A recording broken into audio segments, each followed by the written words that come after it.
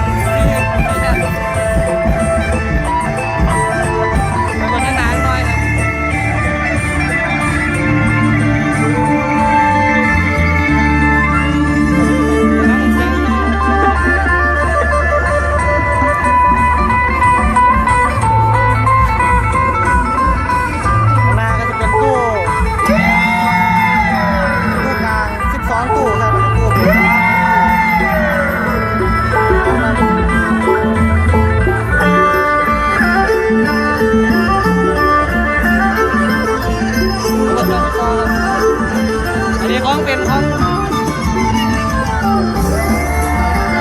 งเศร้าครับต้นมาเป็นตะขยายประกอบ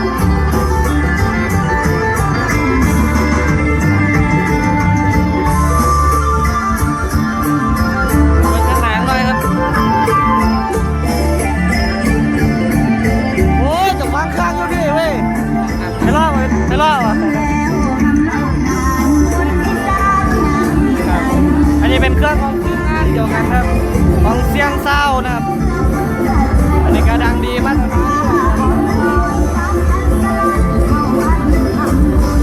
ตะเบิงของเบสเศร้า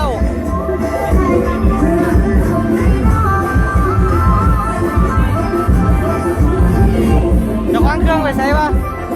ไม่วางเครื่องก็ไม่หลีอยู่ปะใช่ไงว่ามั่วไปไปฟังเสียงข้างในหน่อยครับผม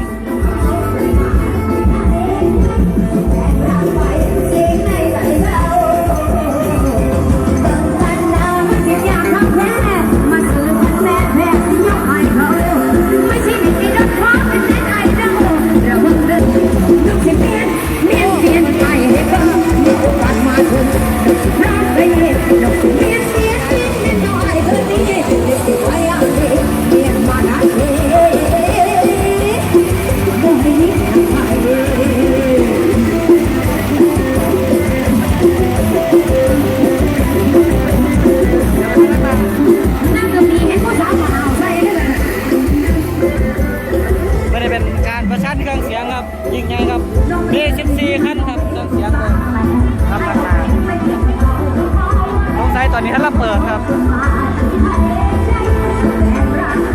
เป็นโอทีครับอันนี้บรรยากาศกำลังตั้งขบวนครับเครื่องเสียงกำลังทยอยมาหลายเรื่อยครับข้างนี้ก็มีอีกครับ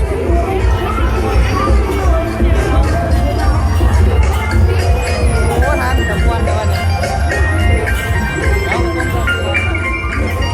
นี่ก็ยังบ้านละเปิดด้วยครับแล้วอีพีนี่15ชมเครื่องเสียงยางเดียวครับไปครับบอล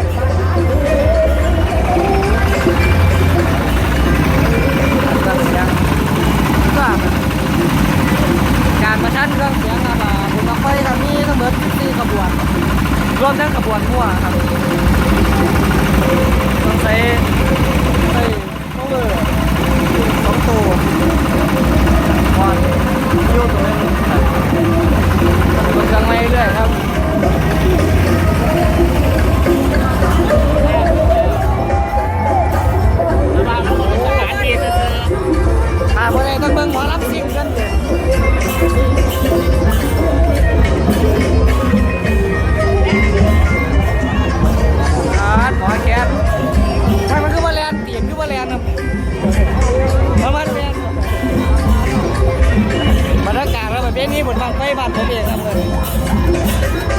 มกันเสียงไงตัวๆกันครับเดี๋ยวจะถ่ายบรรยากาศ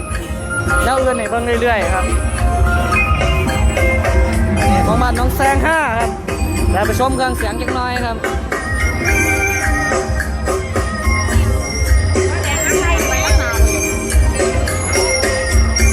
เดี๋ยวฟังเสียงข้างหน้าก่อนครับเพราะจังสิไปเบิ่งขยายเบิ่งมาเบิ่งโอ้นี่ครับใช่วันนี้ใช่วันนี้โอ้ดูว่าใส่สูทกู้ภัยมือนี่มาธรรมดาครับเดี๋ยวเบิ่งพ่อเบิ่งจังหน่อยครับโอ้ก็มาหลายเลยนี่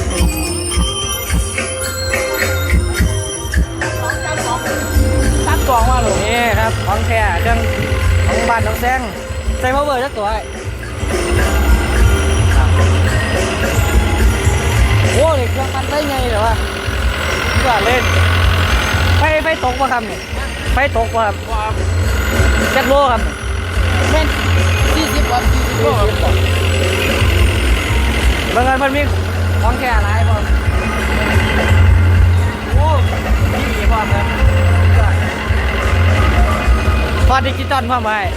พอดิจิตอลพร้อมครับแม่นครับไหนเบอร์แรกครับใส่จักแท่นครับทั้งเบิดใส่ไม่ได้5 แท่นครับ5 แท่นใส่ครับเบส2บอกครับเบส3 แท่นครับครับเบส3เนอะทางก็ดอกโคตันทางละ2 ดอกย้ายมันเหมือนหน่อยครับโอ้ยครับเดี๋ยวไปเบิ้งเครื่องไม่เรื่อยครับ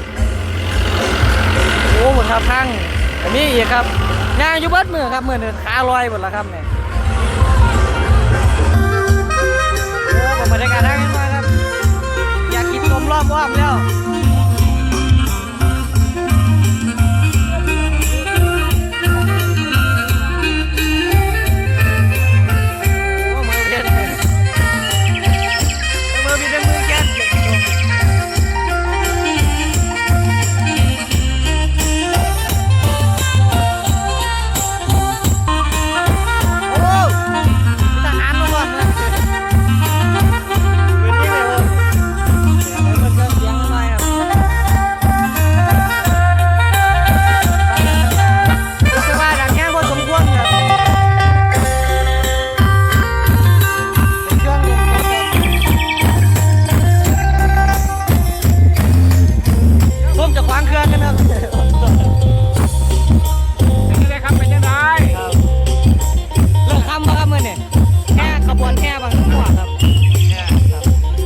มันยังน้อยครับ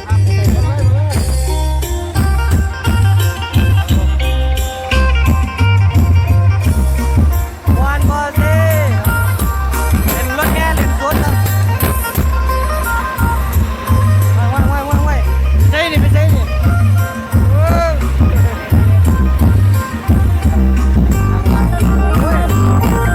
ดังดี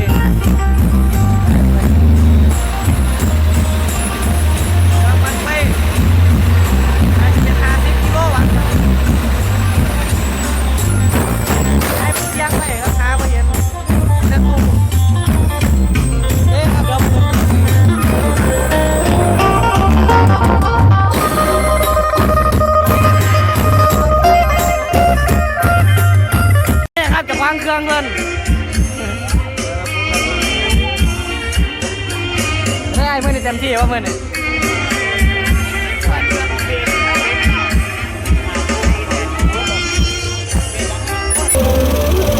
ครับอันนี้เป็นเครื่องเสียงหมู่บ้านครับที่ไทยเพิ่งมาที่ต้องบอกที่3 แผ่นครับว่าตอนนี้ไม่รู้ว่าคนพบที่ได้ซ้ำใดครับเครื่องไปแค่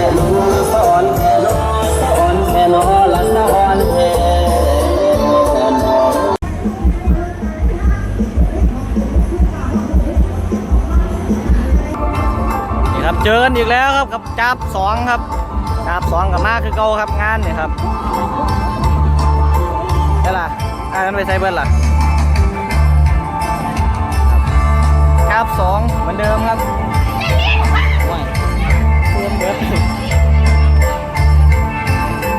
เดี๋ยวครับผมโอ้ยสุดยอดเลยครับเนี่ยเจอกันคือเก่าครับ ยาเสริมนะสาวหมอมา โว้เบิร์ดเดี๋ยวไอ้ขอตอบกันนี่ครับเครื่องเสียงเล็กๆกับมาครับมือนี่โอ้โอ้ยนี่ตำรวจมาโอ้ผู้สาวตัวนี้ผู้สาวเดี๋ยวเบิ่งเครื่องก็จะเอาหน่อยครับผมก็บ่มีหยังก่อนเครื่องปั่นไฟเต็มขยายสงสัยเอาไว้ในรถครับผม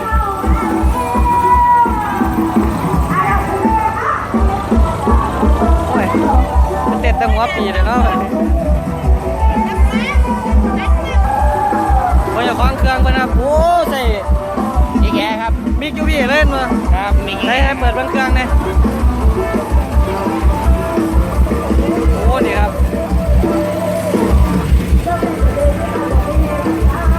ทีมงานยังนี่แอบเศร้าก็เป็นรถกระบะครับตัวเฮ็ดแบบเป็นเลมสุดแล้วก็เครื่องเปิดยังหน่อยโอ้ใส่ท่าพร้อมครับท่าไป4,000ตัวนึงกระกาเป็นมิกดิจิตอลครับครับเป็นคัดเสียงไว้กับประมาณนี้แหละครับ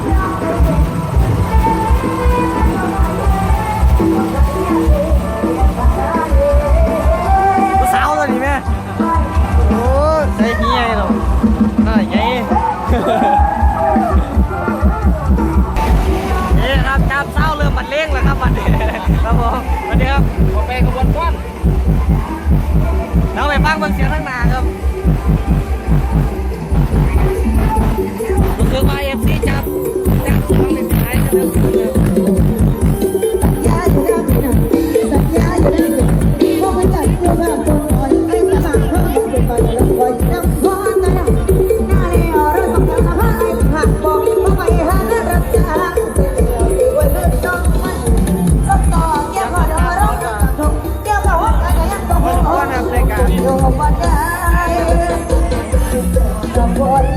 มาว่าสาวญี่ปุ่นเลยนี่แม่โอ้